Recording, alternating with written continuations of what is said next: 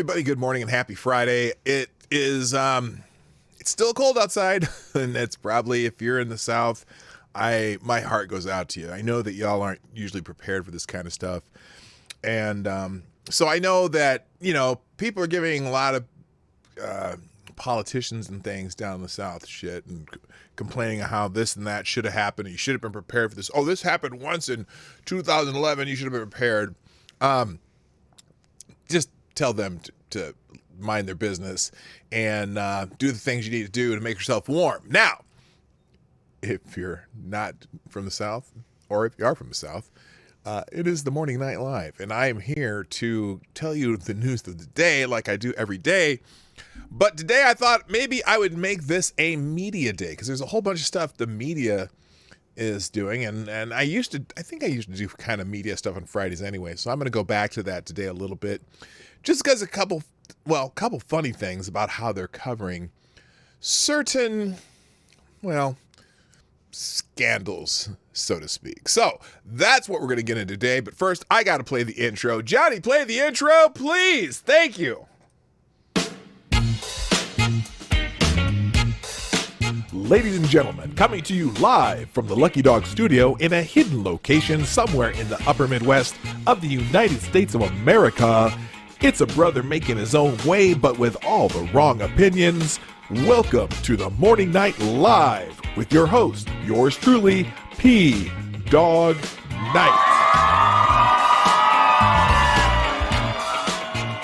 And stop the music. Good morning, everybody.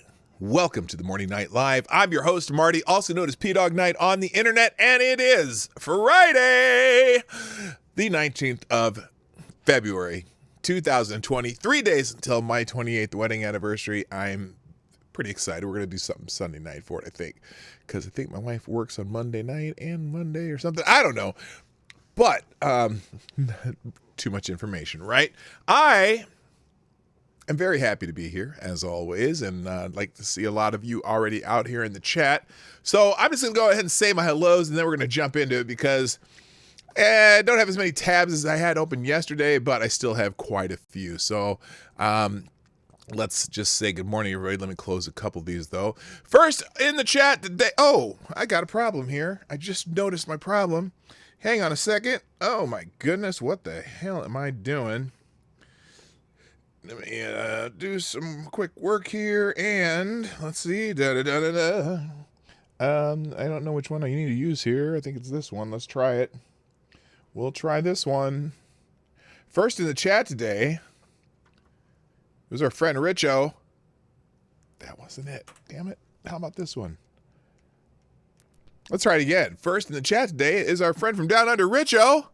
Hey, there it works. And yes, I did remember to reset my StreamYards or Streamlabs or whatever the thingy that I have to reset every day. Also, good morning, Gunfox61. Nice to have you here. He edged you out by literally like 3 seconds. I'm sorry, man. And I don't know. And I don't know how that works, because I didn't set up the show till this morning. So Richard was just Johnny on the spot. I hit the button, boom, and 5 seconds later, there's Richo in the chat. So that was awesome. Anyway, also good morning to Michael Hatfield, also here early today.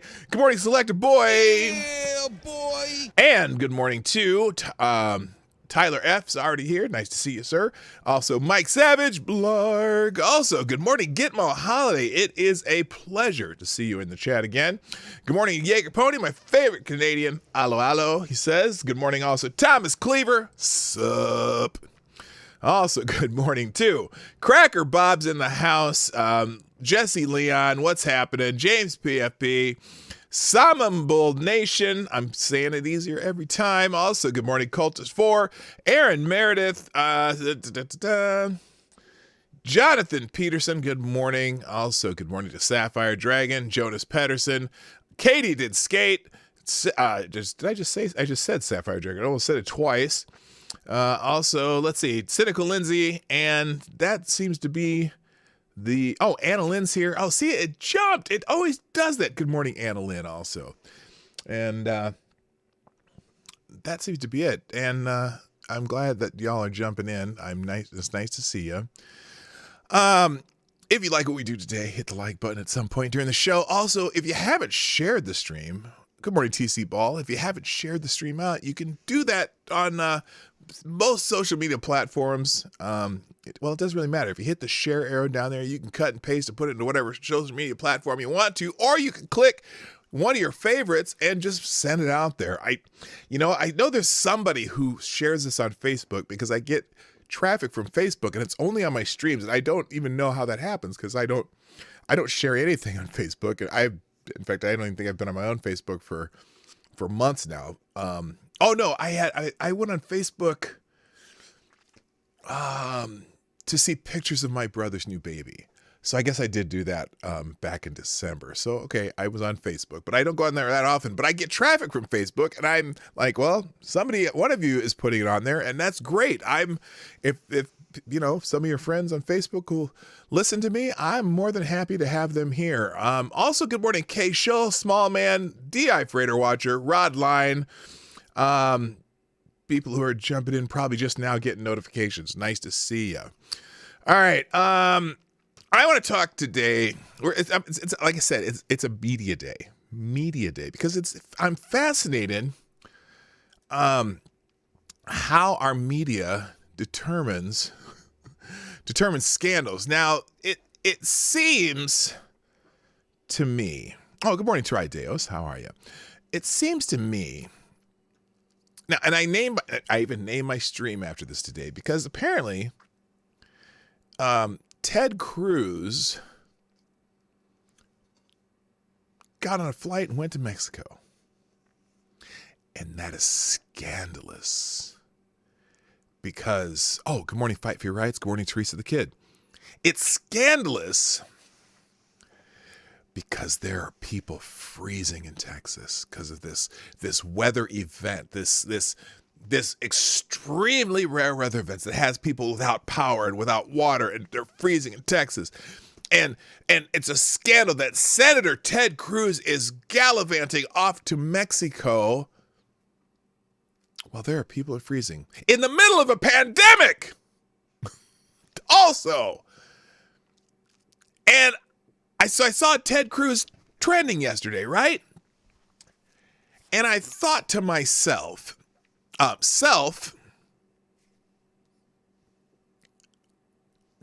understand maybe there's optic issues, but why is it a scandal? Now, in fact, I think hello, Fox B2. Oh, good day. Good way to take the day off because of all the snow. Okay. But I'm like, why is it a scandal? Ted Cruz is a U.S. senator. Now, optics-wise, sure. Maybe he could have gone to a state away from Texas and got a semi-load full of portable generators and driven them down to the Houston area where he lives and distributed generators and heaters to people and stuff. He could have done that. His wife wanted to get the hell out of Dodge because it was cold, which I'm sure he's not the only Texan to get the hell out of Dodge right now. I would have probably got the hell out of Dodge too if I lived in Texas, because in Texas, they don't insulate homes like we do up here in Minnesota. They don't plow the roads like we do up here in Minnesota. A lot of them don't even have gas heat. A lot of them just have some electric baseboard heating that they rarely ever turn on. They don't even, I don't think they have a whole lot of basements in Texas. But you got these big sprawling houses, not built for this shit. They don't insulate the way we do. Cause it's been, 12 below, 15 below this week. I haven't had a single pipe burst because I live in Minnesota where we are used to this crap. But to Texas and Louisiana and Alabama, Mississippi, all those states, this is like a natural disaster. Okay? It's not like, because I see people on the internet going, well, they had cold weather in Texas in 2011. They should have been prepared for this. Why? Yes, Uncle Bad Touch, by the way, hello. Oh, man. Yeah, they had a cold snap in Texas, but not like this one. Nothing like this one. This is way worse. No basement in Texas because of geology. Well, yeah, I know. But you know what I'm saying. What I'm saying is that everything's built down there based on where you live. You know, if I lived near the equator, okay, and would I build houses with a lot of not that Texas is near the equator. I'm not pretending it's near the equator, but if you lived in a place where all your houses are grass huts, and all of a sudden you get a cold streak of 30 degrees, you're going to be cold in your grass hut. Well, Texas is a place that usually doesn't get that cold. In fact, it's rare. And also, like, you know, I watched a video of a car wreck on a freeway where apparently there was ice on the freeway and there's, you know, people sliding into each other and stuff. And I saw someone tweeting who's from Chicago. And they were like, you mean they don't use salt on the roads down there? They don't do this, they don't do that. Guess what? They never have snow down there. It's rare. So, no, they don't. In fact, I grew up in Omaha, okay? And yes, we get snow in Omaha, but nothing like where we do in Minnesota. So when I was growing up in Omaha, they didn't put salt in the roads there either when it snowed. They would plow the roads and they would use sand. They wouldn't use salt because usually you didn't have a problem with the roads freezing up. But about every 10, 15 years, we get one of those cold streaks where they would plow the roads and they'd use sand, and then the snow would build up and it'd turn to ice, and they'd still only use sand because we just didn't supply salt. It wasn't part of our infrastructure. It wasn't part of our planning because it's so rare. So imagine what it's like in Texas where they almost never get snow. Okay, I saw a video of some guy snowboarding down his street in Texas, which probably doesn't get many opportunities to do that. Of course they don't have stockpiles of salt. Now, maybe one of those northern states could start trucking some snow down there or whatever, but I don't know. But the person from Chicago criticizing Texas for not having salt for their roads, pretty much you don't have salt for your roads south of, well, at least Nebraska. You know, they don't get that much snow in Kansas City or Oklahoma. I remember when I was a kid, too, we used to laugh because we would get snow days in Omaha. When I was a kid going to school, we would get snow days if you had maybe more than 3 inches of snow, right? Here in Minnesota, our kids wouldn't get a snow day unless there was like a foot of snow. But then there was one car accident where a kid in high school, 2 suburbs south of us, a kid got killed in a car accident, and so then they became a little more wary about closing schools when there was snow. But even then, it would still have to be like 6 or so inches because here it snows, and like if it snows overnight, you'll wake up and all the roads are already plowed because they get the snow plows out right away because that's what you do. I bet you if you lived somewhere north of the border, like in Canada somewhere, I bet their snow removal is even more robust than ours. And ours is pretty damn robust. I couldn't believe it when I first moved here. And it snowed, and I'm like getting ready to go somewhere. I'm like, damn, I'm going to have to drive in the snowy roads. I'm like, holy shit. These roads are already plowed. I have no problem. And it's all melted because they use sand here. Or salt, excuse me. Anyway, thank you, Gunfox61. And Gunfox61... You are the new Streamlabs Superstar Donor of the Day. You are the first donor, and you are the Superstar Donor of the Day so far. Thank you, sir. Who says, Marty, it's funny that they are more worried about Ted Cruz going to Mexico and not Hunter Biden has Chinese investments and is on a few Chinese boards. Plus, Biden getting another nation AG fired. I got this. I feel you, Gunfox. I say the same thing. By the way, good morning, Howard Welsh. Thank you, Gunfox61, for the donation. I appreciate that. Donations you get, people. I am very open to donations. I got to buy a new chair today. That's because this chair is crap. So I am buying a new chair today. By the way, so whoever mentioned the other day to get a good office chair instead of a gaming chair, you were spot on. I went to a couple different places and tested out some chairs, and I thought, oh, these gaming chairs look kind of cool, you know. And I've tested a bunch of gaming chairs. They are so uncomfortable compared to one of the office chairs I tried out that I'm going to go buy. I was like, oh my gosh, this is like, this makes my back feel good and stuff. So I'm going to go buy that chair today. And I lucked out because it just happens to be on sale for $100 off. So I'm like, oh, I'm going to buy that bad boy today. But anyway, we have warehouses of box fans and ice packs, snow salt where we could even get enough road salt on such short notice. Yeah, you know, here's the thing. I'll bet you though, I bet those southern, you know, when there's a heat wave in the north, remember when that one year when there was like, you know, 4 or 5 days of 100-degree heat in Chicago and people were falling out, people were dying. It was, you know, because, you know, the air conditioning, whatever, because they're making fun of the heat, the electric grid in the South, right? In Texas in particular, right? Because they've lost power in some places. Now they've finally started restoring some of that stuff, right? But remember when they said, you know, like when Chicago had a heat wave of 100 degrees, like for several days in a row, and there was people dying and stuff dying. I'm pretty sure the people in Texas weren't shitting on the people in Illinois or about their governor about people dying in Chicago because of a heat wave that's just normal in Texas, right? So why are they taking a dump on oh, wait a minute. I just remembered why. I know why they're doing it now. I just realized it.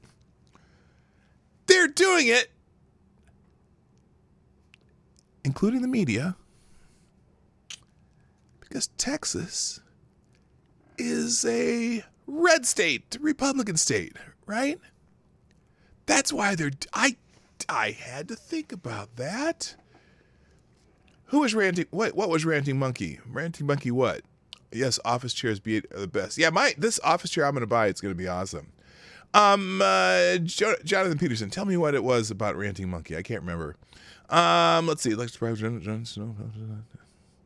sorry, I'm just trying to read the chat here. I heard about some of the Scandinavian countries paying feminists with snow management strategies. Oh yeah, remember that? There was, I think it was it Switzerland who said that they were going to change their snow plowing plan because they want to make sure it's best for women.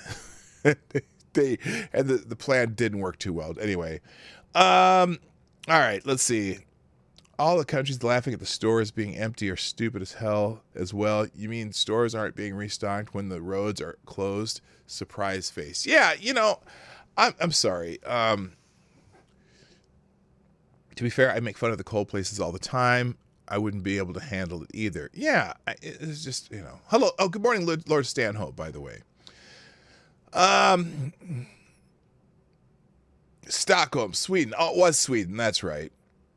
I sent you over that video site about chairs. Oh, yeah. Rod, thank you. Rod Light. That was who told me about the chairs. I watched that video, and then I watched a couple others, and I was like, oh, huh. So then just to test the waters, I went to a couple of actual stores that had chairs, and I went and tested some. And the few gaming chairs, especially when I'm a person of size.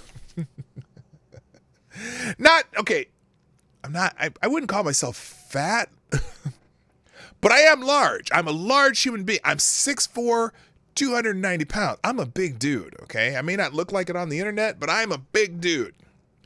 And I always have challenges when trying to buy furniture or things because, like, couches where I have to, like, go way down low to get into a couch. It's a long way up when I got to stand up.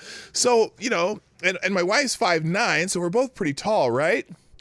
So, you know, I'm like, I like furniture that fits. And they, there's actually Shaquille O'Neal has a line of office chairs, although they're really expensive. They're big old like executive chairs and stuff. And, you spend like $500 for their lowest line. And granted, the office chair I'm buying is about $300 or no, 300, 400. Oh, it's almost $400, but it's $100 off.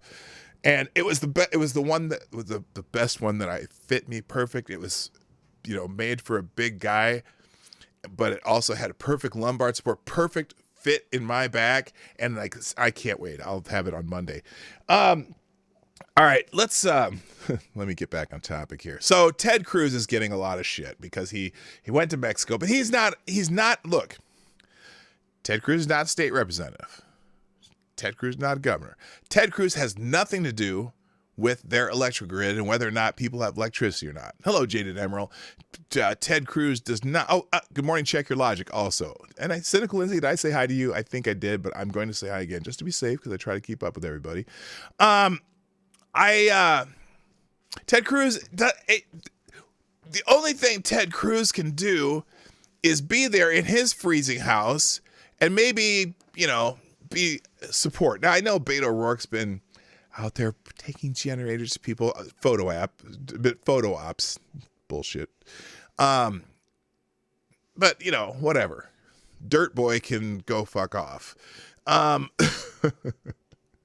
And now I've sworn in my chat, in my stream, so I guess I can let all hell break loose now. Anyway, but I'm laughing at how they're treating this. So we got here's CNN. This is CNN. Hey, you know what? How they haven't really talked about Andrew Cuomo all that much. They haven't hammered him like. Oh, you know what else is funny? I'm really going off on tangents here. By the way, I do have a nice warm cup of reparations right here. Everybody take a sip. And I'm very happy today. Isn't it convenient that CNN the other day, maybe I didn't tell you this, CNN very conveniently decided to reinforce their policy that people shouldn't interview their own relatives. Now, I wonder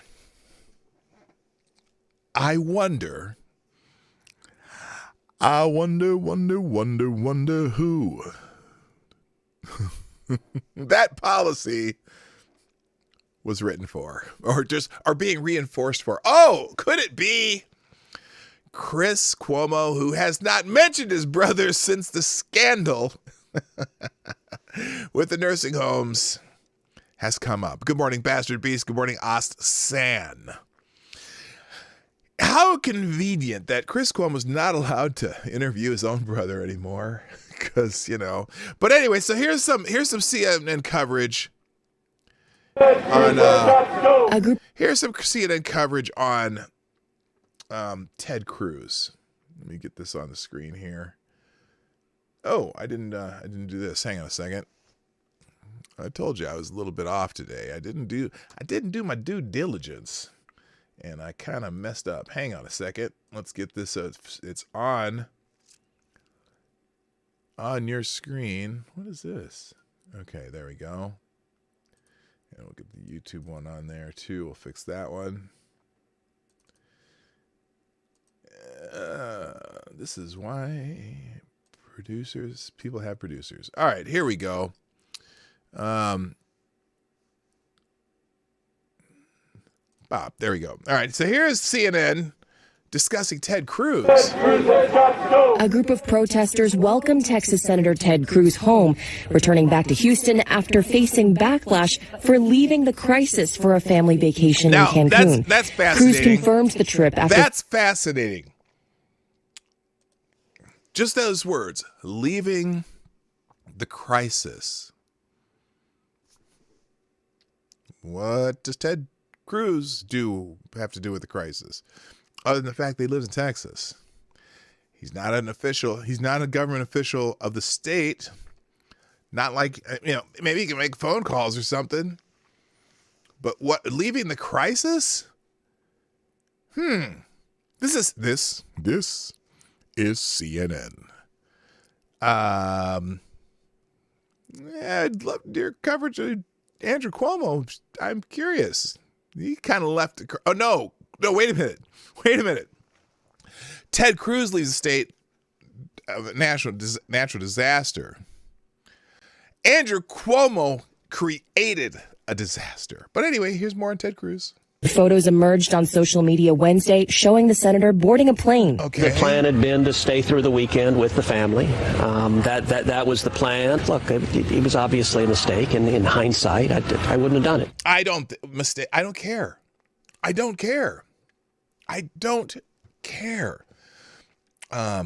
Apparently now the big thing is they left their family dog behind too, so somebody was taking care of their dog for them. But oh no, they left Snowflake at home. Anyway. Some local leaders slammed Cruz. Well, certainly much more. Now, I don't know who this local leader is. And Emergency Operations Center, what does he... Why? Ted Cruz, first of all, has no business dipping his nose into the Emergency Operations Center.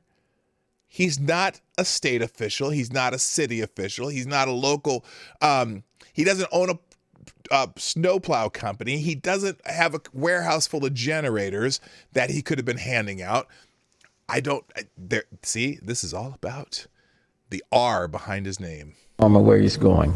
Let me just put it like that. I mean, I think he threw in the towel on Texas. Towel on Texas. He's a United States senator, you moron. But anyway, I made the mistake of bringing this up on Twitter. I'll get to that. This is a situation where it's all hands on deck. Okay, again, maybe an optics mess. Maybe optics. But I don't give a fuck. I just don't. I'm more concerned with things he has control over, like his votes in the Senate, or and sure, could he have gone and been helping people? Absolutely, that it would have looked much better than spending the weekend with his family in Cancun. It is what it is. But anyway. Senator Cruz initially said his daughters had asked for a trip with friends, but text messages obtained by the New York Times show Heidi Cruz telling their friends that their house was freezing and if they wanted to come along to Cancun. Oh, because they were going to go along with their daughters who were headed to Cancun. Oh, okay. And I wonder how many Texans said, okay, you know what? It's fucking cold here. Let's get out of Dodge for the weekend until this shit blows over. I'm just saying, Ted Cruz is the only one who can de-ice windmills in Texas. He is that good. Well, he does own the world's foremost company of de-icing windmills. So I'm pretty sure that's why they're pretty mad at Ted Cruz. So anyway, I don't know why I find this funny. And even Politico. So here's Politico. Politico devotes a whole page to this, their whole Politico playbook, which was one time famously edited by Ben Shapiro. Remember, people got all pissed off about that because Ben Shapiro edited the playbook one day. Anyway, so they have this reemerges as Cruz crashes. So look, they start with a scoop of Reince Priebus, who's going to be running for the position of governor of Wisconsin. That goes about to right here. And then the rest of this page is all about Ted Cruz. Oh my God, it's incredible. The return of the Washington scandal. There is something refreshingly normal about the Ted Cruz scandal. The drama of Cruz returning from sunny Mexico, chastened and apologetic for fleeing Texas, while 3 million of his constituents remained without power, was a kind of a throwback to an era when politicians could be embarrassed. The Trump years were dominated by one figure, defined by his inability to be shamed, and supporters defined by their unwillingness to be outraged by his behavior. A lot of observers wondered if the age of political scandal was dead. Said nobody. If partisans on both sides were defined by hatred of their rival political tribe, that they would let their own leaders get away with just about anything. Yes, it's scandalous that Ted Cruz tried to get away with going to Mexico. And then a bearded man appearing to be Cruz was photographed with a roller bag at the United counter at Houston's George Bush International Airport, ready to board a plane to Cancun. The best and the worst of the internet was activated. Twitter sleuths fired up their airline apps and learned that Cruz seemed to be on an upgrade list for the flight. The bearded man appeared to be wearing the same gray come and get it mask Cruz favors. The mask celebrates Texas Revolution against Mexico. The Houston police leaked that they escorted Cruz through the airport.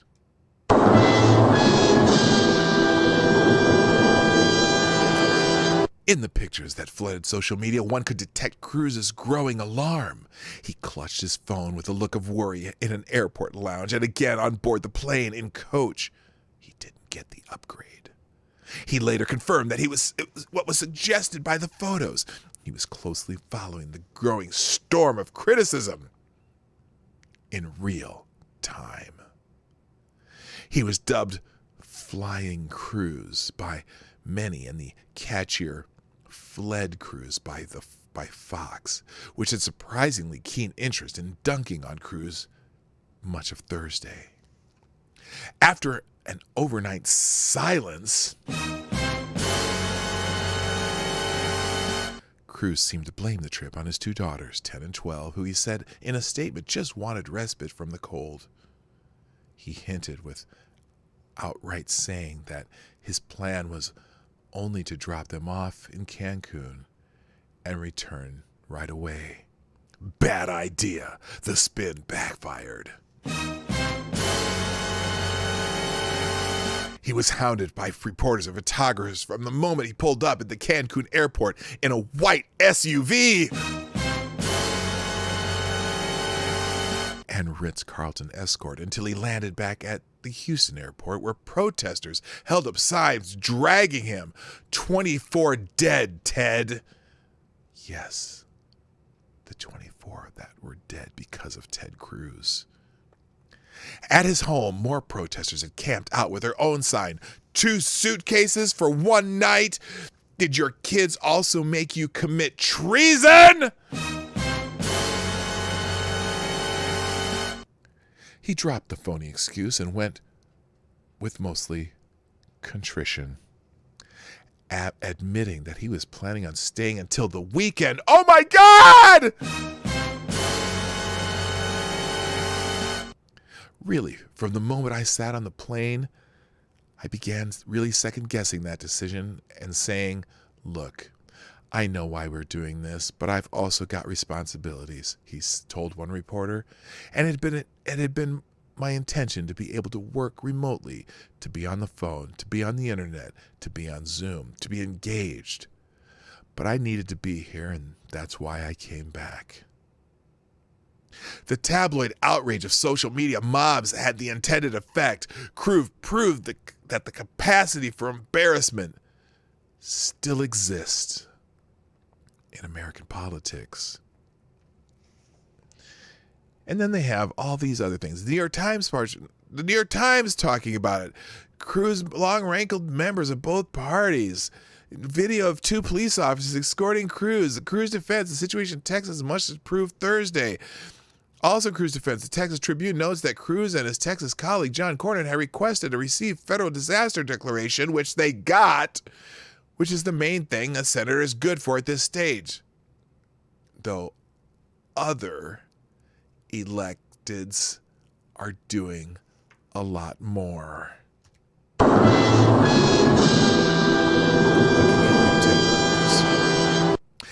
And then, of course, the Daily Mail gives the aborted Cruz vacation the full Daily Mail treatment with 59 photos of a montage, which connoisseurs of the site know as at the high end for celebrity scandals that the British tabloid covers. And then CNN's K-File, of course, this is CNN. Ted Cruz has repeatedly slammed politicians for vacationing during a crisis. Guess what, dickhead? Crisis that they're supposed to be managing. Like when the mayor of Denver was telling everyone they needed to stay home during the Thanksgiving holiday while he was in the airport waiting for his plane to leave for Mississippi.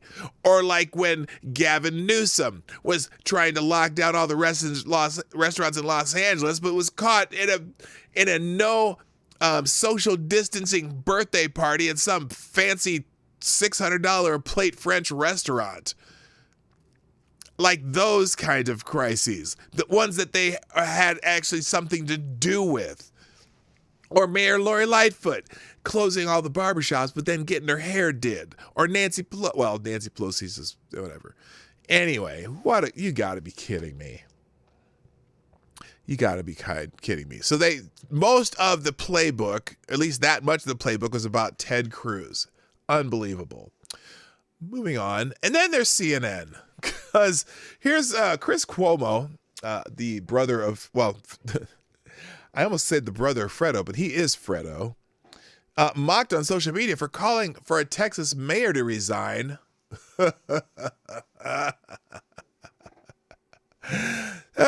CNN host Chris Cuomo was mocked on Twitter for lambasting a Texas politician, while his brother, Governor Andrew Cuomo, faces calls to resign and impeachment inquiries after the exclusive New York Post report found his administration covered up thousands of nursing home COVID-19 deaths. In a Thursday morning tweet, the younger Cuomo posted an article about a Texas mayor who stepped down from office after calling his constituents lazy amid a massive power outage. Cuomo asked his followers, resign or apologize and learn to become a better leader. Oh my God. What an asswipe. Twitter users couldn't help but wonder if the television anchor was actually talking about Governor Cuomo, who is embroiled in a scandal after his top aide admitted that Albany, New York, the capital, covered up thousands of coronavirus-related deaths in New York nursing homes to avoid political blowback from the Trump White House. So, and then the tweet came a day after CNN reinstated a ban on Chris Cuomo covering his brother amid the scandal. Oh, so we can't have any more big giant Q-tips made up for your interview with your brother? Maybe that could be how they... Wait a minute. Let me get a picture of that. I know that's... Let me... Hang on. Hold up. Let's see. Chris Cuomo Q-tip. Here we go. Let's go. Chris Cuomo Q-tip. Here we go. See, there it is. There's the Q-tip. Oh, you can't see it very well. Hang on. This is how they're going to do the anal swab on the anal swab on Andrew Cuomo.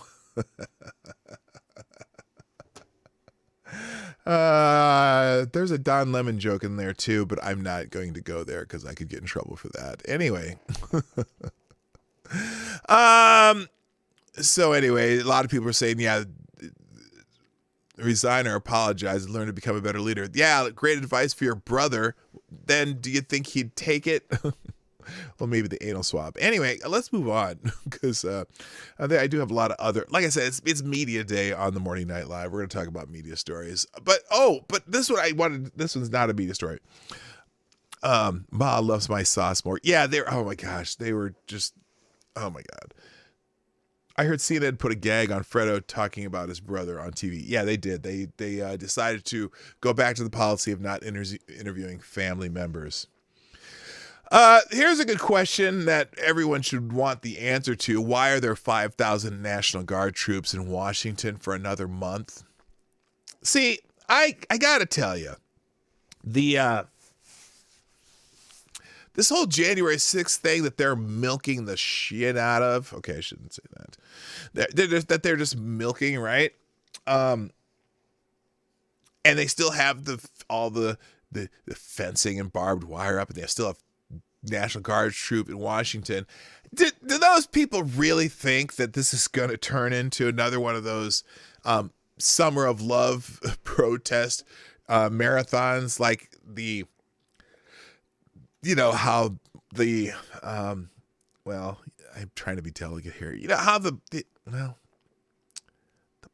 Black Lives Matter protest lasted all summer? Did they really think that this was going to be like that? That all of a sudden there's going to be all these attacks on the Capitol building, or and why would they think that? Why would they think that? Have they heard of other rallies being planned or anything like that?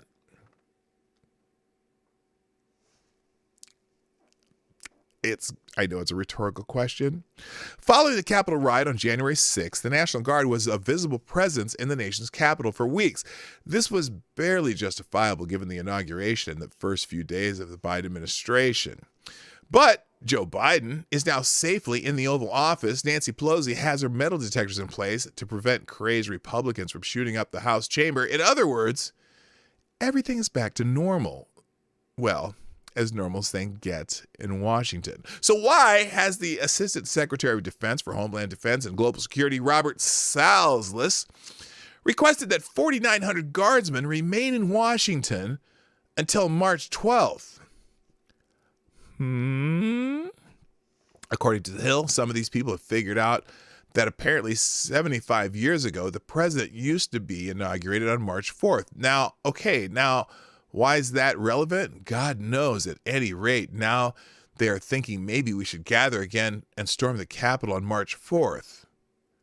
That is circulating online. House Armed Services Committee Chairman Adam Smith, Democrat from Washington, said during a Wednesday hearing, according to CNN. This is CNN. Stuff like that circulates all the time. Does it mean it's going to happen? I don't think so. Probably not. But if you want to help, tell them not to do that. Tell them that the election is over. Joe Biden won, Smith said. It was a free and fair election. Let's get to work. That, too, would help reduce the, fear or paranoia that people feel. That requires everything that we're seeing around here. Requires, that's a generous term anyway. So the reason the National Guard remained in Washington is to act as props for Democrats criticizing Republicans for not telling people to stay home and not to believe a lunatic scheme that Trump will still be inaugurated. We need the National Guard to protect the Capitol from thousands of brain-dead morons who are barely sentient. Perhaps we should keep them there to protect Joe Biden and Democrats from people who are claiming the end of the world is coming or Elvis lives. It's silly, of course, and it's highly political. Republicans want a better explanation for why armed soldiers are in Washington at all. From the New York Post, Lisa McClain, Republican of Michigan, who sits on the House Armed Services Committee, said Pelosi needed to explain why troops are being kept in the nation's capital when the threat from last month's deadly siege had subsided. Myself and several of my colleagues have asked Nancy Pelosi for briefings as to why do we need troops here, and we have received zero information. Zero! McClain said Monday on Fox and Friends. It's amazing to me that she can do this without any disclosure, without any information, and just continue to spend money with no briefing, she went on. McClain dares to question Nancy Pelosi, the Speaker of the House of Representatives, about anything? Who the hell does she think she's addressing? Little people should stay in their place.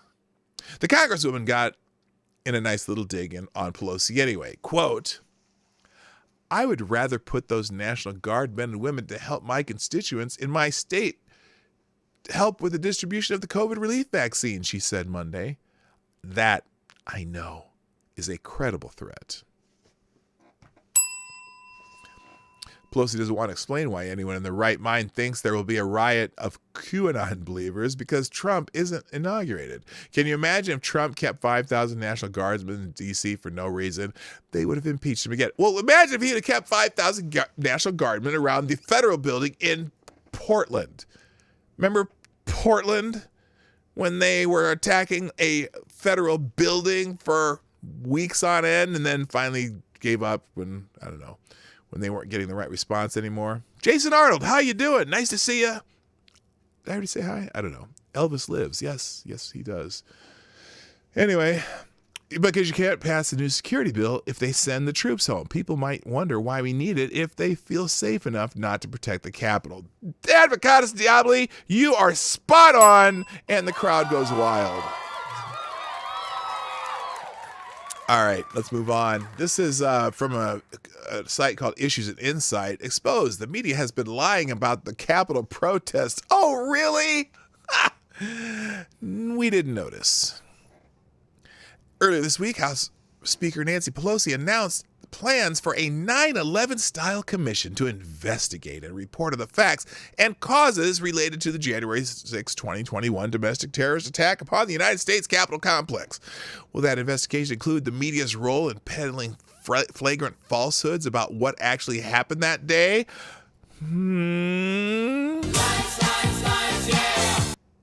Look up any story about the storming of the Capitol by Donald Trump supporters, and you will find it described as a deadly riot that killed 5 people.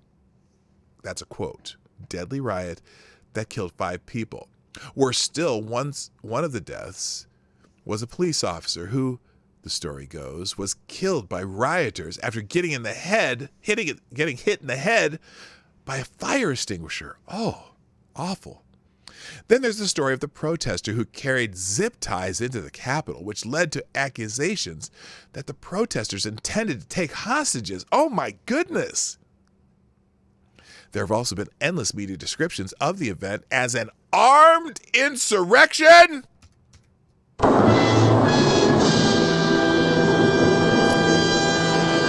And then there were stories claiming, as Reuters put it, quote, Capitol rioters meant to capture and assassinate officials.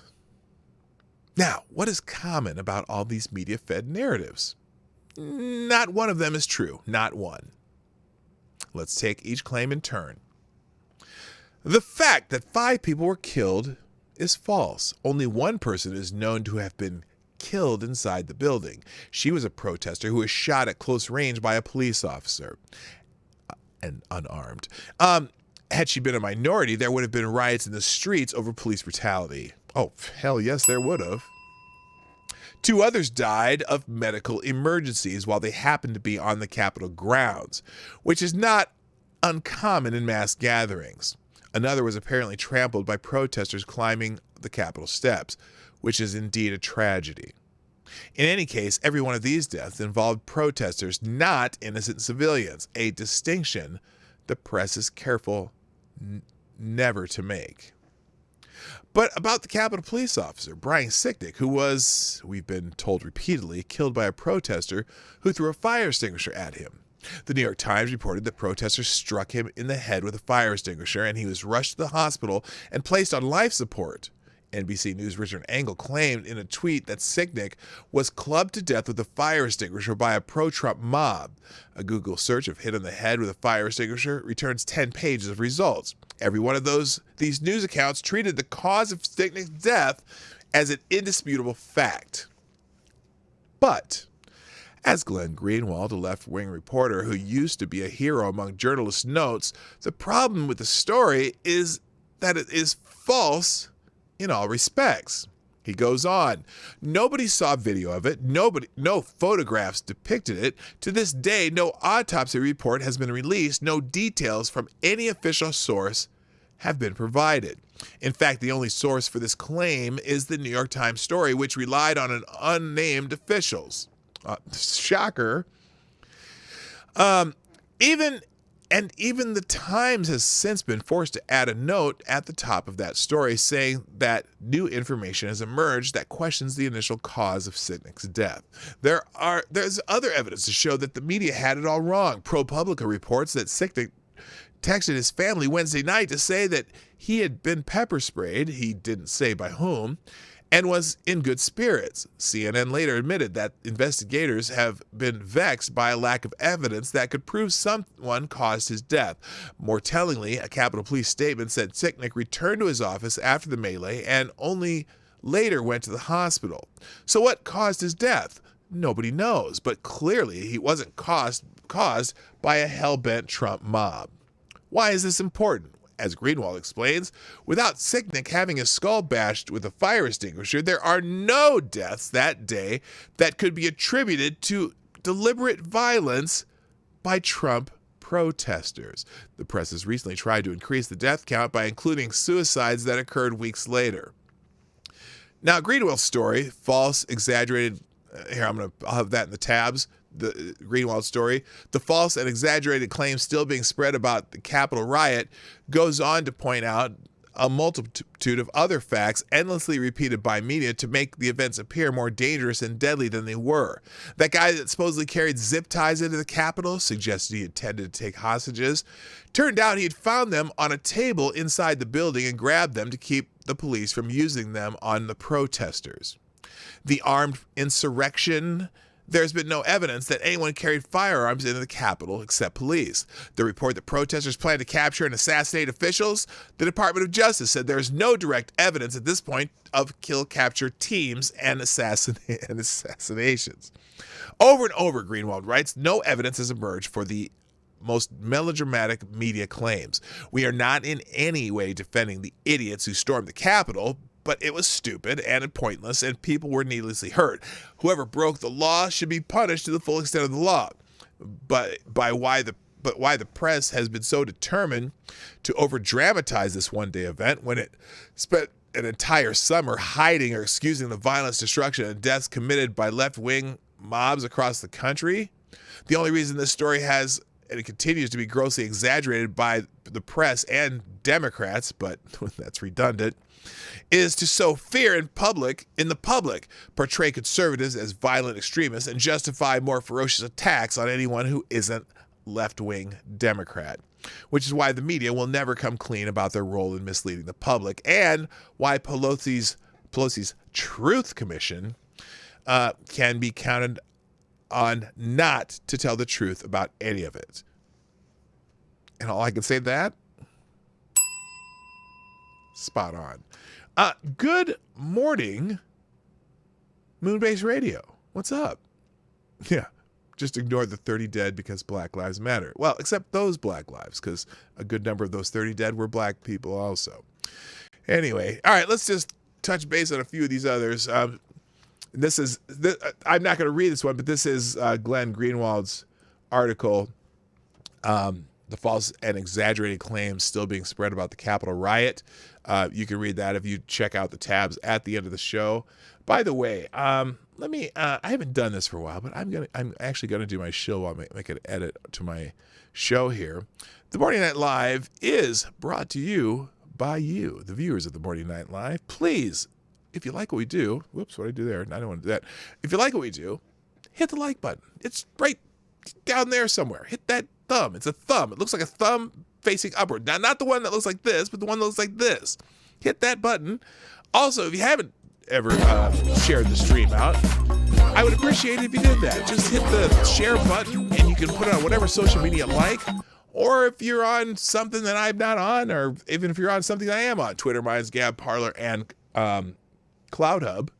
I do notifications there. You can follow me on one of those social media, but you can share those that I put out daily. And then if you'd like to do donations like Black Hebrew Israelite just did, I certainly would be honored and appreciative. Speaking of which, thank you, Black Hebrew Israelite, who says with a deuce and on Streamlabs, I got to get my finger ready here. U.S. Senator has done something legal.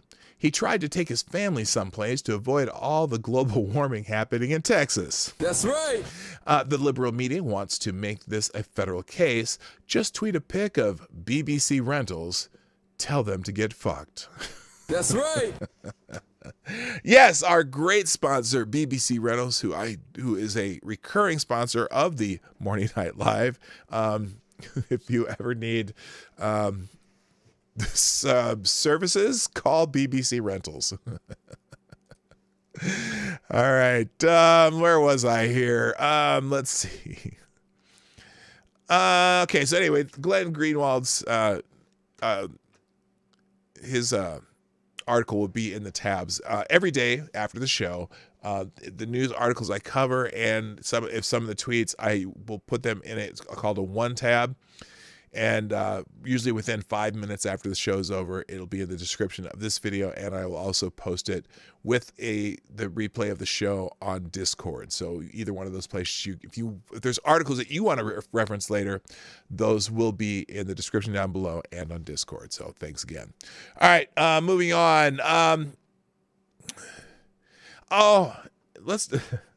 This one's about the media coverage of the passing of Rush Limbaugh,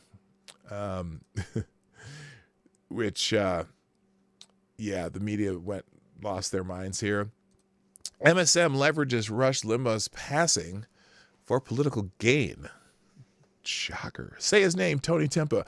By the way, let me ask y'all something in the chat before I go into this article. I've been thinking about adding another series. By the way, Gunfox, yes. What would you think of this? I'm thinking of doing another video series of short videos of people who have passed on due to not necessarily official violence, but violence that would make you really think that if people cared about Black lives, they would be interested in, but sometimes the color scheme of the act and actors doesn't always fit a certain narrative. But I've been seeing a whole bunch of just senseless things happen, and where we should probably be saying their name too. So for example, Selected Boy has in the chat, Tony Timpa, say his name. And if you don't know the name Tony Timpa, or Nathan Shaver, thank you, Cynical Lindsay. And I'm not necessarily thinking just those cases, but I'm even thinking cases like Sequoia. Was it Sequoia Brown? I don't remember the little girl's name. But there's incidents like that happen every day. And a lot of people, they'll talk about, what about all the violence in Chicago? What about the murders in Chicago? But people who do that never kind of follow up on it. And so I want to just do maybe, 2 or 3 a week where it's a say their name. And I hate glorifying senseless violence though, but I think maybe if you saw something on the regular decrying that kind of violence, and maybe some of these people who think Sequoia Turner, thank you, thinking Black Lives Matter, maybe they really would start realizing that, hey, maybe we should be thinking of some of these other incidents too. Because I think they just, I don't know, Sequoia Turner. I don't know. It's a thought. I mean, and there's other people that do it. I know that Tommy Sotomayor kind of does that, although he's kind of changed his focus on just stupid shit. And there's a guy, Akatunde Nation, he does it. But I just want a series. Just say their name. David Doran's one, too. Yes, the one that you're talking about, Fox P2, that's Sequoia Turner. The 8-year-old girl who was killed by BLM activists because her family pulled into the wrong parking lot. So anyway, Dr. Q has a list of white people who shot by police. Also, isn't it Daniel Shaver? Oh, yeah. I think it is Daniel Shaver. But anyway, so I don't know. I'm thinking about doing a series like that. Just focus, not always necessarily just focus on Black people, but just on people who have died that no one ever thinks of having the hashtag say their name, because the palette of the principles in the event don't always match the narrative. So just a thought. I don't know. I'm thinking about doing something like that. I'm trying to think of how I can do it tastefully and not exploitatively, which that's kind of a trick too. But anyway, we'll see what happens. All right, back to how they treated the passing of Rush Limbaugh. In a glaring revelation of agenda, the mainstream media leveraged the Wednesday cancer death of conservative talk radio legend Rush Limbaugh as a means of bashing former President Trump and the conservative movement as a whole. With great transparency, the media powers that be twisted their obligatory obituaries into laundry list of Limbaugh's wrongdoings, often painted him as a scapegoat for the political division of the entire country, less than a day after the news of his passing. And we read, now, just as an aside, we could see it in that NBC story I read yesterday, how it was just dripping with, just points of hate for Rush Limbaugh, or things they hated about him, or they complained about him. And I get this too. So, even this morning, someone was talking about that at work, and, they're talking about how much they just couldn't stand Rush Limbaugh. And it's like, well, did you ever listen to him? No. I'm like, well, how do you even know that? Well, I've heard all the terrible things he said. But did you ever just listen to his show? No, I've never heard, never did. Well, then how do you know? Well, I've heard the bad things, but how do you know if you never listened? And they just didn't have an answer for it, because they didn't. I mean, the first time I listened to him, I was, now my roommate used to listen to him, and I didn't really listen to him. And then someone said, I can't stand that guy. And I'm like, well, I couldn't give you a definitive answer why or why not I should like him, because I never listened to him. So I listened to him a couple times. I'm like, oh, for the most part, he's pretty sane. I mean, and I was figuring out, I do agree with a lot of what he's saying. Huh, interesting. Maybe I am a conservative. I don't know.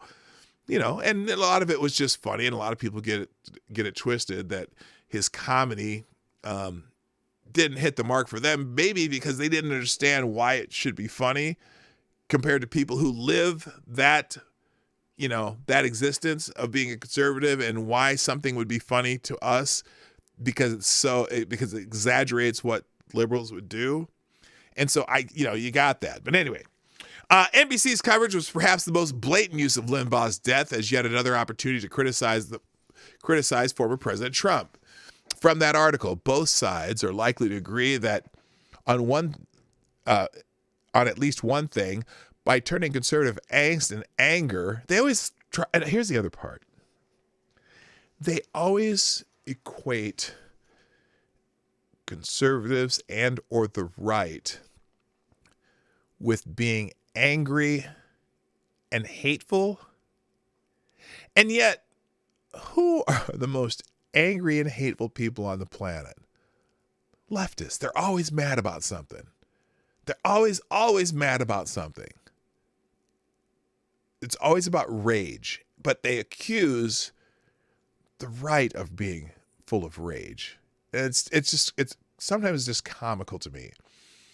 And especially reading some of the stuff that people are writing about Rush Limbaugh. It's like, Rush Limbaugh is a pretty happy-go-lucky guy, as far as if you ever listen to his show, and it's usually pretty lighthearted, but they just always equated him with the rage. Anyway, both sides are likely to agree at least one thing: by turning conservative angst and anger into a national movement, Limbaugh helped lay the foundation for Fox News and then the presidency of Donald Trump. Trump, in turn, awarded Limbaugh the Presidential Medal of Freedom, NBC wrote in its piece covering Limbaugh's passing, titled, "Before Fox News and President Trump, there was Rush Limbaugh." In that time, Limbaugh became famous for attacking myriad of targets, immigrants, Muslims, feminists, and environmentalists. He mimicked Michael J. Fox's Parkinson's disease, promoted the false claim that President Barack Obama wasn't born in the U.S. No, he didn't, actually. He was one of the ones who was saying that's inaccurate. And that's when I was still listening to his show back then. And he was one of the, people would bring up that and he said, no, that's just a conspiracy theory. We cannot press that. Anyway, and thus couldn't be president, and spread deep state conspiracy theories. Most recently, he became known for defending Trump, dismissing the risk of coronavirus, and casting doubt of the integrity of the 2020 election. Rather than simply criticize Limbaugh, NBC repeatedly blamed him for the supposed disaster of the Trump presidency. Many of those attacks and conspiracies would be advanced by Trump, whom Limbaugh vehemently supported, even as Trump's own celebrity among conservatives eclipsed that of the radio show host himself. The Washington Compost published an interview with a historian meant to analyze Limbaugh's legacy. Its author described it as a look at the legend's poisonous impact on our politics. Oh, you mean getting a lot of people to wake up to their own true feelings about different subjects? Anyway, Limbaugh himself picked up the birtherism. Can you talk about how that showed his continued poisoning of conservative politics? Washington Post opinion columnist Greg Sargent asked conservative movement historian Rick Perlstein on the day of Limbaugh's death. That's an appropriate time to ask that question. This question was part of an interview supposedly meant to help understand Limbaugh's true legacy. Quote, Rush Limbaugh, who became one of the nation's most popular conservative talk show hosts and who was often criticized by many as being both racist and misogynist, died today at 70, wrote PBS NewsHour White House correspondent Yamiche Alcindor in a tweet accompanied by the Washington Post interview. Yeah, that's how you do it, Yamiche, or whatever your stupid name is. Because they had to put that in there. That's really, that's how you do it. CNN's coverage referred to a, quote, penchant for pushing conspiracy theories and peddling misinformation that benefited Trump and other political figures, end quote. Quote, using a sizable platform, Limbaugh advanced conservative ideas, though he often waded into conspiratorial waters and generated controversy for hateful commentary on gender and race, reported CNN. More importantly, Limbaugh appeared to approve of some forms of political violence. Did he now? Did he though? In the immediate aftermath of the January 6th insurrection at the U.S. Capitol, a CNN obituary reads. Did he though? He also drew backlash at the outset of the pandemic when he dismissed the coronavirus as the common cold and contended that it was being weaponized by members of the mainstream press to bludgeon Trump and to harm his re-election chances. Did they do that? I don't know. In an effort to be flipped, the New York Times erased Limbaugh's African-American producer in an awkward forced humor line, implying that the man may have not actually existed. Oh my God. His best friend and producer, Bo Snerdley, aka, what's his name, Lionel something? I don't know his real name. It's Lionel something. Yeah. That's erasing the erasure of a black man, New York Times. Unlike Howard Stern, Don Imus, and other big names of shock radio, Mr. Limbaugh had no on-the-air sidekicks, though he had conversations with the unheard voice of someone he called Bo Snerdley, reports The Time. Bo Snerdley, Limbaugh's longtime producer, is in fact a real bereaved person, as a quick Google search would tell you. This is James. It's James. Here's his. Open the whole thing. Did they suggest he's not a real person? Oh, James Golden. There's James Golden. That's Rush Limbaugh's friend and producer. Anyway, the New York Times coverage of Limbaugh's passing was so extensive as to mock other networks for their coverage. So it mocks Fox News for Fox News dedicated hours of coverage on Wednesday to praise Limbaugh, the right-wing talk radio star whose aggressive and often divisive rhetoric helped pave the way for the network's primetime host, reported the Times in a hard-hitting piece titled "Fox News Devotes Hours to Rush Limbaugh Tributes." The article served mostly as a dig at the network, using the death of the 70-year-old cancer victim to do so. And then they mentioned, when Barack Obama ran for president in 2008, Mr. Limbaugh promoted the falsehood that Mr. Obama had been born outside the United States and lent support to Mr. Trump's recent claims of election fraud. On his December 23rd program, he acknowledged his influence on Fox News, read the report. Anyway, so that's how the mainstream media reported his death, by basically using it as a way to take digs at him. Let's see. Also, the corporate media also, I said also twice. The myth of Andrew Cuomo. Occasionally see a post by Mr. Snerdley on Twitter. I follow Mr. Snerdley. I've followed him for several years now, and he basically he tweets out a lot of just different news items that are of interest to him, and he is also a pretty staunch conservative. But I think he was his producer for 30 years, like almost the whole time that Rush has been on radio, and they were great friends, and did a lot of, hung out together and whatnot. Andrew Cuomo didn't create the myth of Andrew Cuomo. The corporate media did. Oh, gosh, I wouldn't have known. The myth of Andrew Cuomo, of New York, master of pandemics, destroyer of Trump, boyfriend of America, didn't create itself. It was the creation of the U.S. media. This is a great article, and I'm not going to read all of it, but you'll get the idea of it from the first couple paragraphs here. The week isn't over, and already New York Governor Andrew Cuomo has threatened a Democratic colleague, attacked nurses and nursing home staff, lashed out at the federal government, and attacked his critics for spreading disinformation and conspiracy theories about that time he literally conspired to hide easily avoidable deaths he caused. Things aren't looking good for him. This, we're told, by his new enemies in corporate media, is what democratic accountability looks like. This is what accountability looks like. No, it isn't. Hello, Kate Camel. What's up? I didn't see you there. On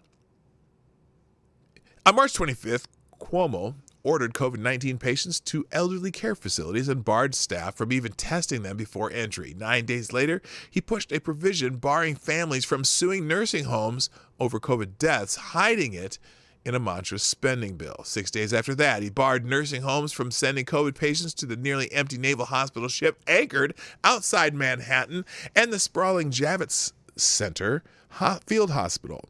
8 days later, the first death began to trickle out, although families would have to wait months for the full toll. Still, Cuomo said nursing homes don't have a right to object.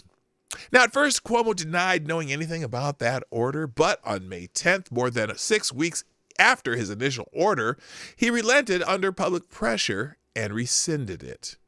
Did he ever take the blame? No. And for nearly a year, we've been treated to lie after lie. Why the fuck you lying? First, he blamed the federal government for the deaths in New York. Why the fuck you lying? Saying the reason that happened was because we had the virus coming from Europe when the federal government told us the virus will be coming from China. Why the fuck you lying?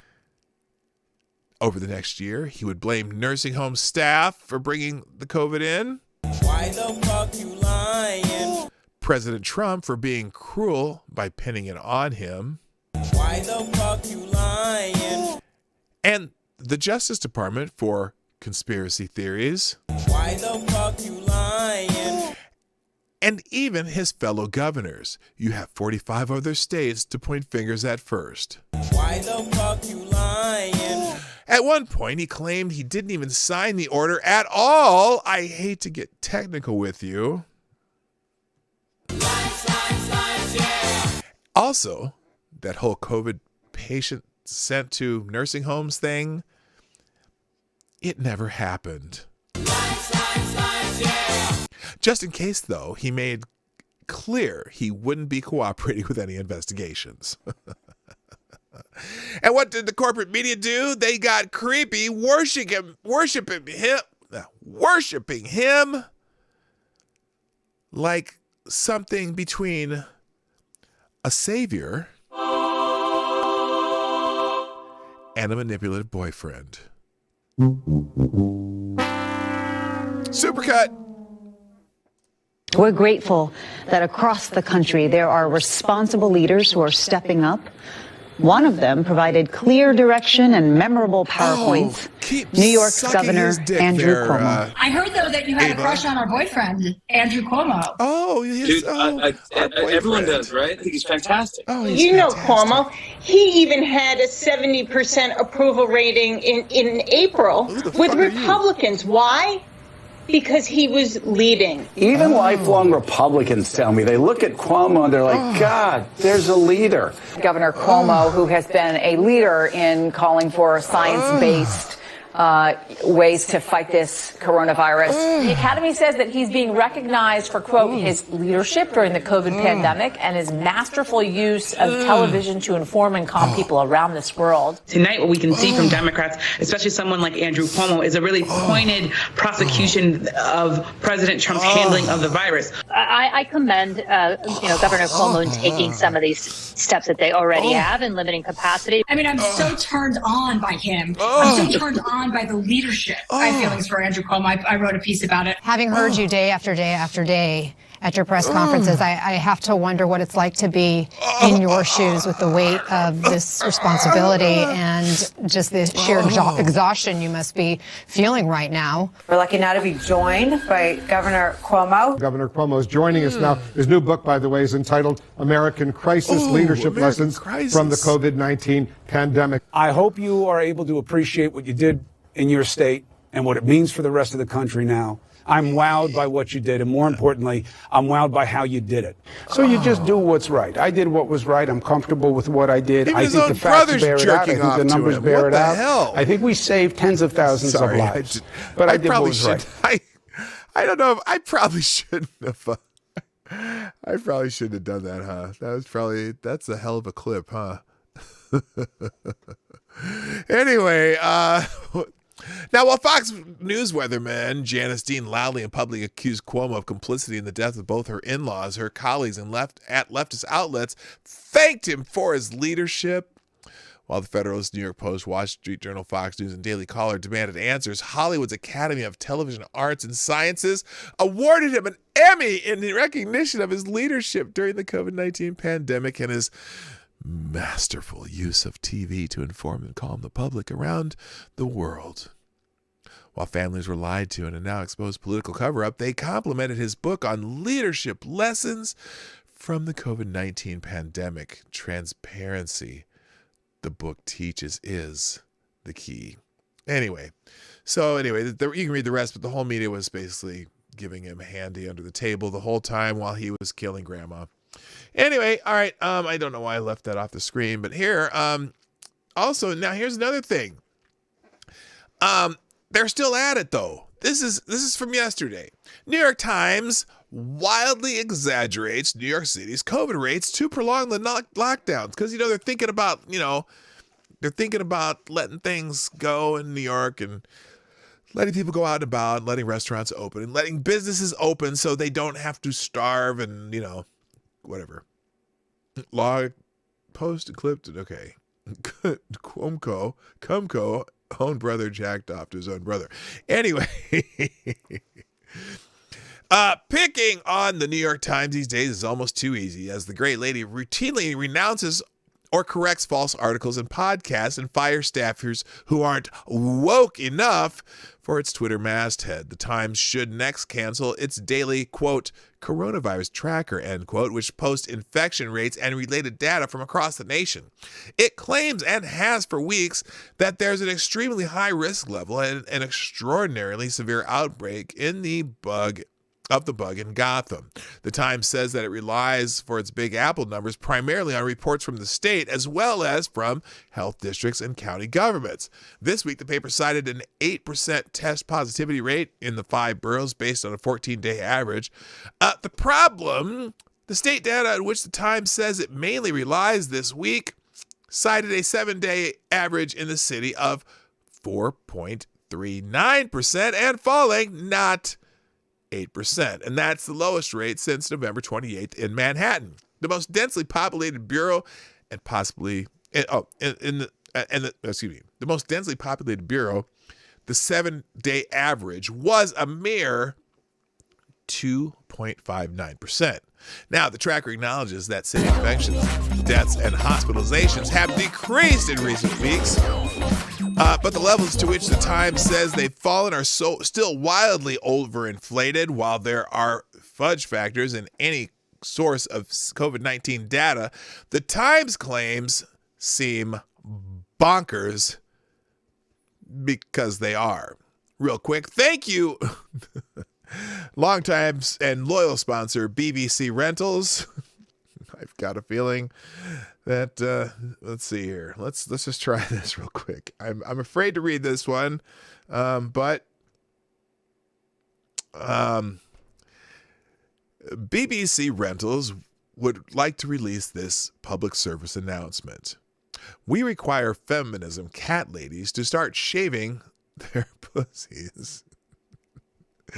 Take showers. Your cats might love the fishy smell, but our members don't. If our members shower between clients, you can too. BBC Rentals, unless you're racist. Okay, thank you, BBC Rentals. That's right. And everyone loves your ad. I'm gonna give that one a 9. We haven't, remember, it's been a while since we've rated the ads, and remember, if you don't have anything to profound to say for as you do a super chat or a Streamlabs donation, write an ad for a product that may or may not be fictional, and I'll read the ad and consider you a new sponsor. So that'll be fantastic. By the way, I just noticed Chrome's in the house. How you doing, my friend? Nice to see you. Humble Clay also. I see you. Spambot22. And I think I've caught up. I may or may not have caught up, but thank y'all for coming. I appreciate it. Not to Andrew Cuomo, by the way.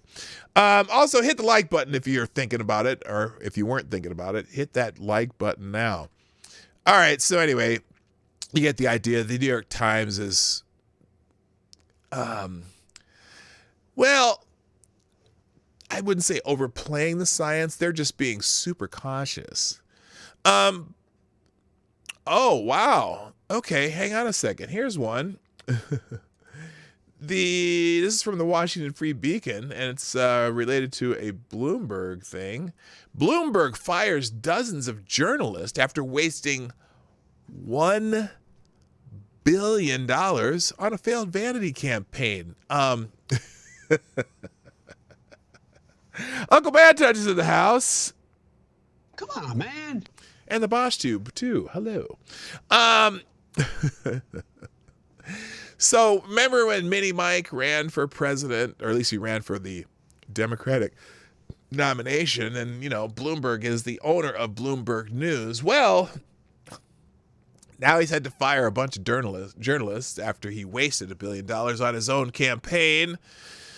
Mini Mike sends powerful message that journal lives are insignificant compared to his own.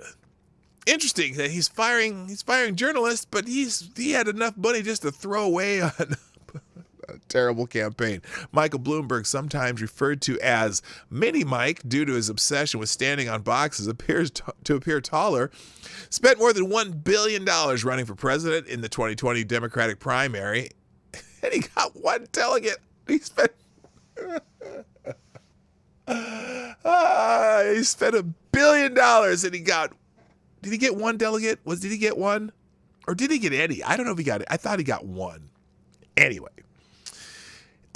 his vanity campaign lasted less than 4 months and was even more embarrassing than the failed campaigns of Beto O'Rourke and Kamala Harris. With a net worth of $55 billion, with a B, $billion, Bloomberg could afford to drop a cool billion on a pointless self-promotion, just as he could afford to spend another $115 million on an unsuccessful campaign to flip Florida, Ohio, and Texas for Joe Biden. Bloomberg apparently considers these expenditures far easier to justify than continuing to fund the salaries and benefits of dozens of hardworking journalists at his media conglomerate, Bloomberg News. Variety reported last week that Bloomberg News was laying off approximately 90 staffers. Holy shit. Including a number of employees who had been with the company for decades. Bloomberg editor-in-chief John Micklethwaite, Micklethwaite? What is this? Okay, I'm going to put this name in the chat, and I want you to give me a phonetic spelling that is completely wrong. Okay, here you go. Here's his name, and you'll see it in the chat in a second. I want you to give me a phonetic spelling of that name. Wrong answers only, please. So anyway, he told staff members that the layoffs were necessary to improve accountability within the organization. The layoff came days after Hawkfish, the Bloomberg-backed data firm that was previously hailed as the future of Democratic politics, announced it was shutting down. The firm was heavily involved in Bloomberg's failed presidential campaign as well as his failed effort to win the state of Florida for Biden. I'm going to put it in again.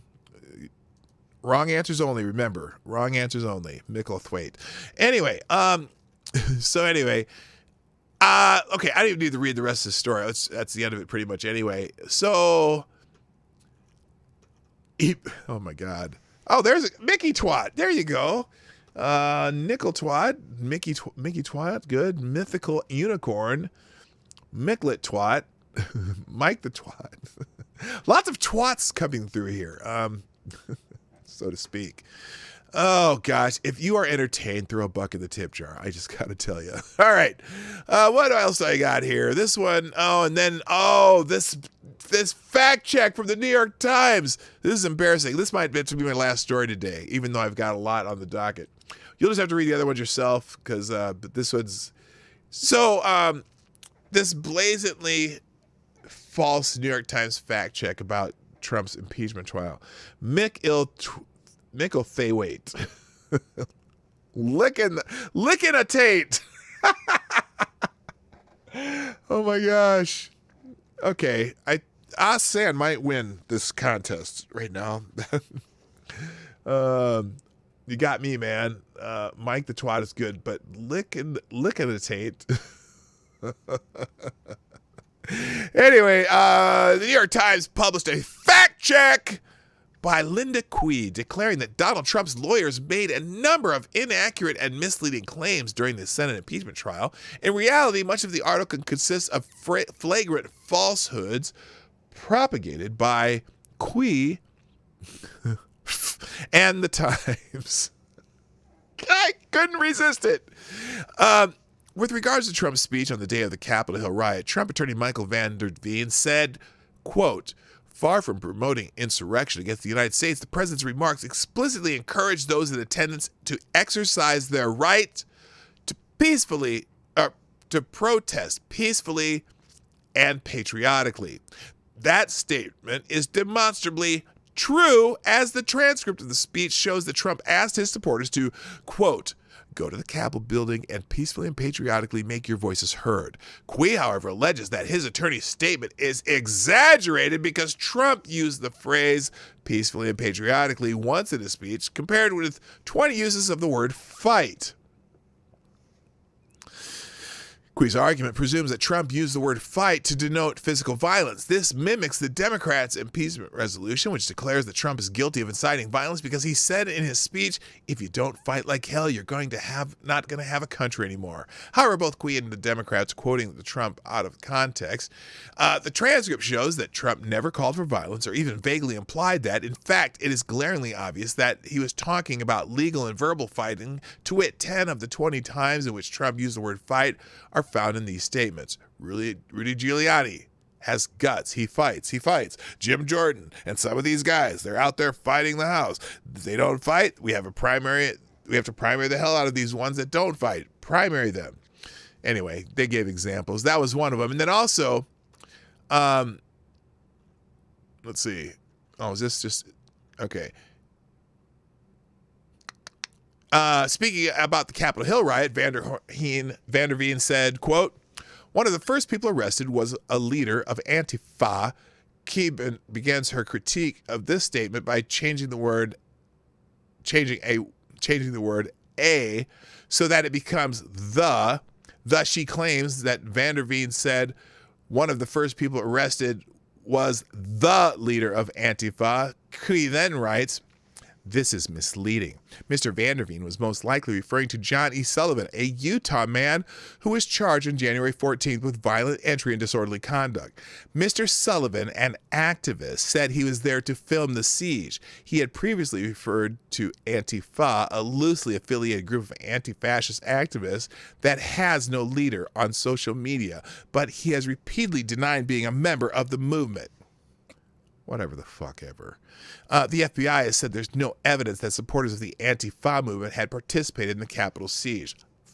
False.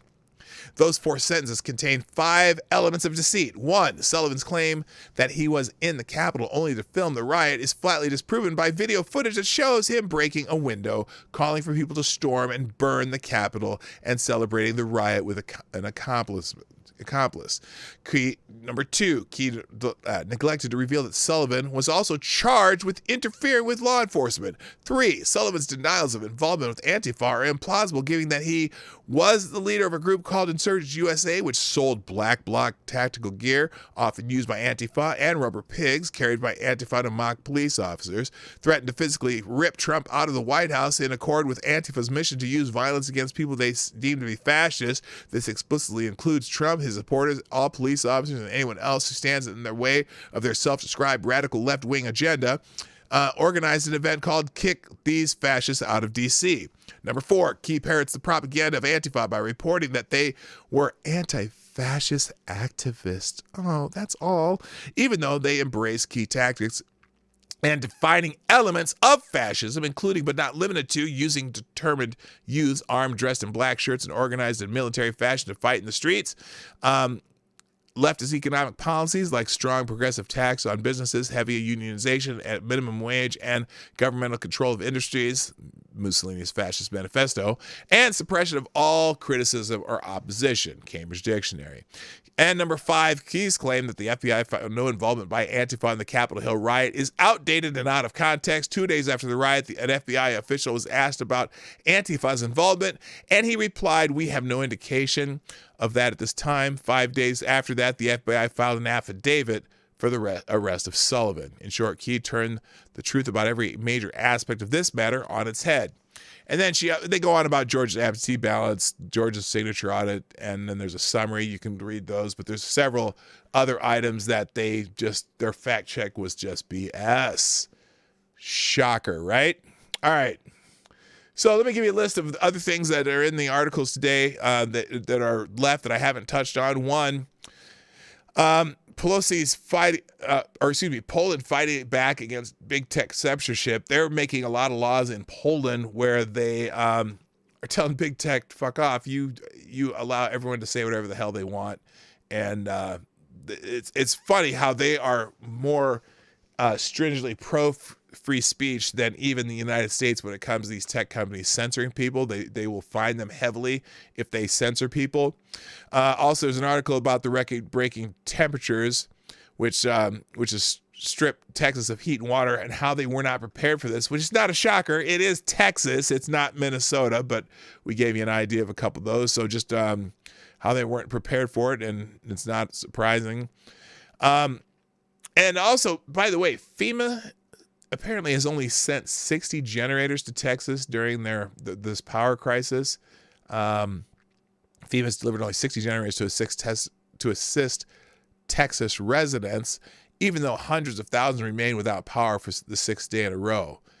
President Joe Biden's Homeland Security Advisor Liz Sherwood Randall said Thursday that FEMA had sent 60 generators to assist Texas localities without power. So I'm curious what they're using them for. They only had 60, but they did distribute over 700 liters of water, more than 10,000 wool blankets, 50,000 cotton blankets, 225,000 meals so far, or at least as of this article. So, I mean, it's not like they're not doing anything, but it's weird that they could only come up with 60 generators. Also, another story about where the Texas electric board members live, because apparently let's see. Okay, I'm just going to read the first paragraph. Many people, Texans, probably most, Texans hadn't heard of the Electric Reliability Council of Texas until this week. Then a historic winter storm froze up the place, and electrical reliability turned into an unfunny joke for far too many.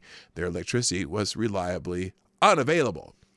And well, except in certain well-lit urban downtowns. If you live outside of those, as most Texans do, you were forced to play a grim version of Russian roulette with your power and water supply if you could get either. Well, here, a third of the board of directors that operate the state's electrical grid do not appear to live in Texas.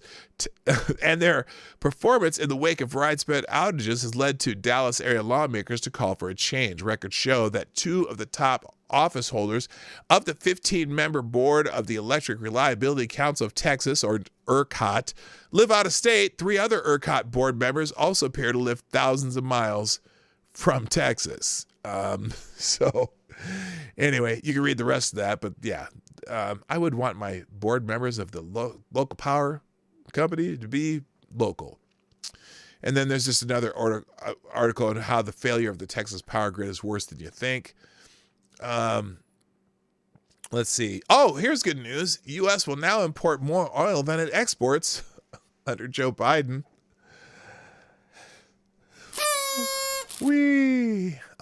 That's an article in CNS News just telling you how that the changes that Biden makes means we're going to start going back to be a net importer than exporter. In the last 4 years, we became a net exporter, probably for the first time in many years. University of Delaware is going to be banning men from posts and scholarship because they're men. Apparently, the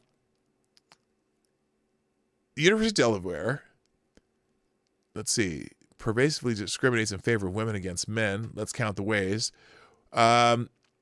Worst is Delaware's Alfred Lerner College of Business and Economics, where I can count 6 violations of Title IX, the federal law that bans discrimination based on sex. The lion's share of the violations lie within the Lerner Center College Women's Leadership Initiative. The WLI runs an executive education program, Rise Up, exclusively for mid-career women. It also runs female faculty connections exclusively for female faculty. For just $8,000, an organization can enroll a cohort of up to 10 women, no men allowed. Okay, this is just a list of ways they only have scholarships and grants and things that are for women only. Seems like a Title IX violation. Chicago is looking at removing statues of Abraham Lincoln, George Washington, Ulysses S. Grant, and William McKinley. They're reviewing the fate of 41 statues, plaques, and works of art, and decided that those 4 presidents have got to go. We'll see if that... It looks like they haven't voted on that yet, but there is an article about that here also. Then let's see, the last 2. I can get rid of these because these are just bookmarks there. And then the last 2 articles on the list. Oh, well, here, I can show you this one because this is quick. Kamala Harris' stepdaughter has debuted on the runway. as a model, because apparently they saw her in a crowd and they said, hey, we should make you a model. And so the lovely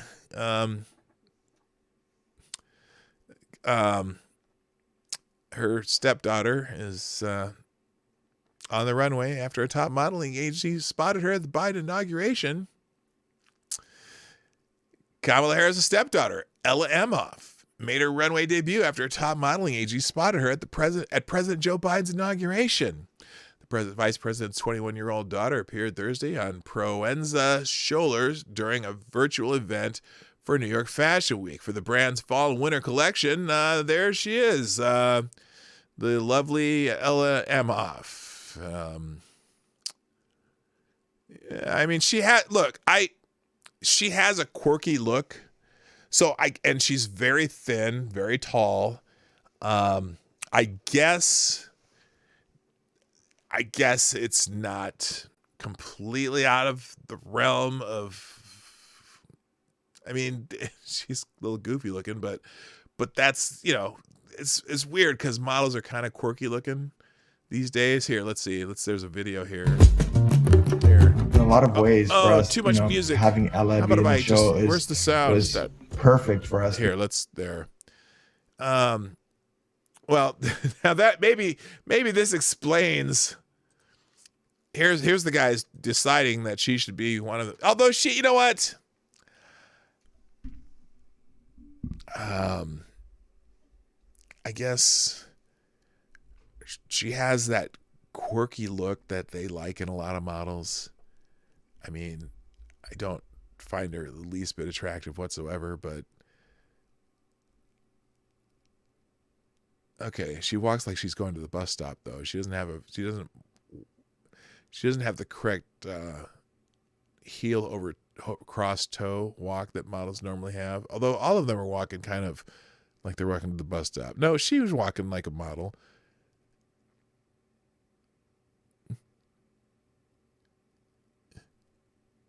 She looks kind of plodding to me. Maybe that's what they're going for. I don't know. Okay. I just can't.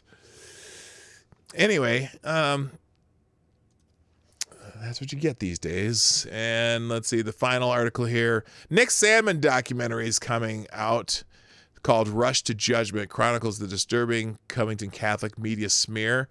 Let's see a new film dives deep into the 2019 Covington Catholic event that was a media creation, and it's worth your time. Oh, well, let's see. Hang on a second. I'll put this up here too.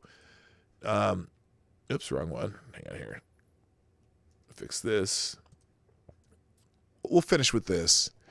Rush to Judgment is an important and timely documentary about leftist ideology on social media and the mob who pounces inexhaustibly. In 2019, they famously pounced on Nick Sandmann, an innocent teen wearing a MAGA hat. This is that story. On July 20th, filmmakers Steve Oldfield and Ryan Anderson were set to premiere their documentary, Rush to Judgment, at the Anthem Film Festival. But due to the COVID-19 restrictions, the Libertarian Leading Showcase was canceled. Rush to Judgment would have premiered at the same primetime slot as Adam Carolla and Dennis Prager's No Safe Space in 2018. Nonetheless, Oldfield told me that he is working with several colleges across the country to begin a tour, including a premiere and lecture seminar format. The filmmakers are also working on replacing the documentary at the festival.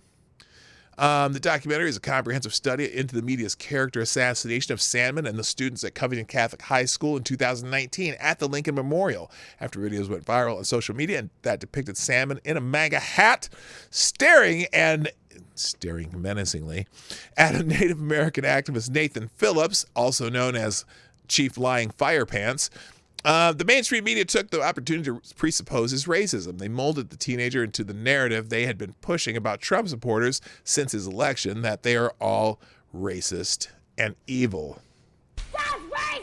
Among other details omitted from the one video that would slander Sandmann for simply standing still, the media neglected the group of black Hebrew Israelites. That's right. Harassing the students prior to the Phillips encounter, calling them school shooters and dirty-ass little crackers and a bunch of incest babies. Little did the Washington Post, CNN, and NBC Universal know that almost a year later they would be forced to settle in the defamation lawsuits against Sandman for undisclosed sons. So anyway, I don't know if they have a place where you can see this documentary online. Let's see. Here, I guess there's a link where you can learn more. I'll put that link in the. Yeah, okay. Here's the link.